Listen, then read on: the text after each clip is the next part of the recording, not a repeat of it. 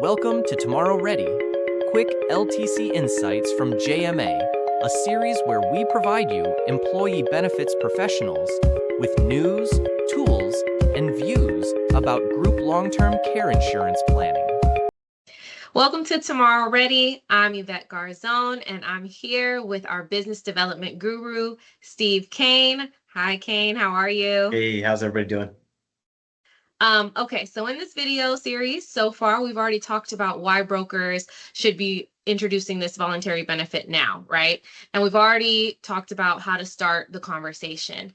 But let's address, what does the right client look like? Yeah. Before we get into like the company characteristics, we want to know, is this an engaged employer, right? We want to know, what do they know about this issue? Are they personally connected to it? Is this a check off the box benefit? And we find that out during our discovery, during our fact-finding conversations with the brokers leading into these client conversations. But that's going to dictate, what type of an opportunity it is. So that's what we want to know first. Is this an engaged employer? And then once you get into the company itself, then we start looking at the number of employees, the employee demographics, the industry. Is there strong 401k participation or some type of retirement readiness or financial wellness program that would go alongside this? And frankly, the employer's willingness to communicate this benefit.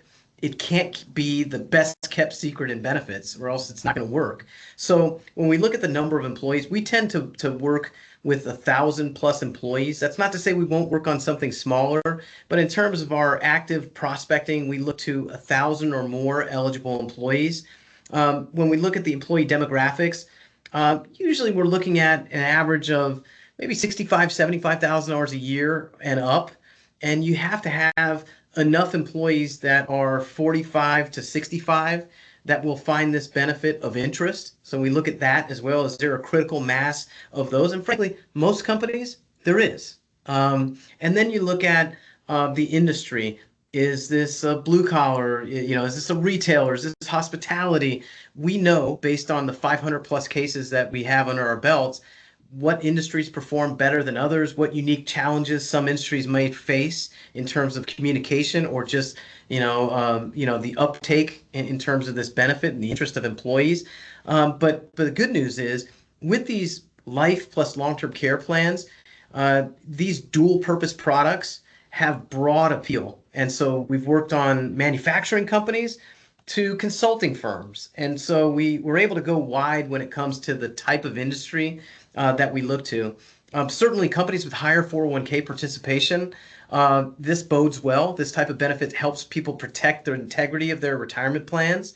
And if there is any type of retirement readiness or financial wellness program, a lot of these programs say you need a plan for long-term care. It's not necessarily saying you need to go out and buy long-term care insurance, but it says, hey, you need to figure out how you're going to deal with expenses related to healthcare in retirement, and long-term care is a big ticket item. So we look at that, we kind of stir all that up and say, hey, is this a good candidate? And, fortunately, there are a lot of companies out there that are.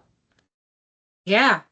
Okay, so if I have this correct, sounds like beyond finding the right number of employees, the right industry, and the right employee demographics, it sounds like the employer being on board with this voluntary benefit is with a robust communication strategy is the most crucial thing for a successful enrollment. It's one of them. That we can find really competitive products. We've helped carriers design products recently. So we feel like we've got a really competitive lineup of carriers that are out there. We know how to communicate these benefits, but the challenge sometimes is, are we able to educate employees on the value of this benefit? And so we know it's a negotiation, it's an art, it's a science in terms of the number of touch points that's required to gain awareness, to educate employees during that open enrollment period. So, we think it's really important early to have the conversation around communication strategy with clients. Don't wait till after the RFP work is done. We're having that on the first strategy call or discovery call with the client. So yes, you're right. Well, that is all the time that we have. If you feel like you have a ideal client, or if you just want to talk more, please reach out to us at the email below. We'd love to support you. Thanks for joining us on Tomorrow Ready. Stay connected with JMA on our LinkedIn and be on the lookout for more videos.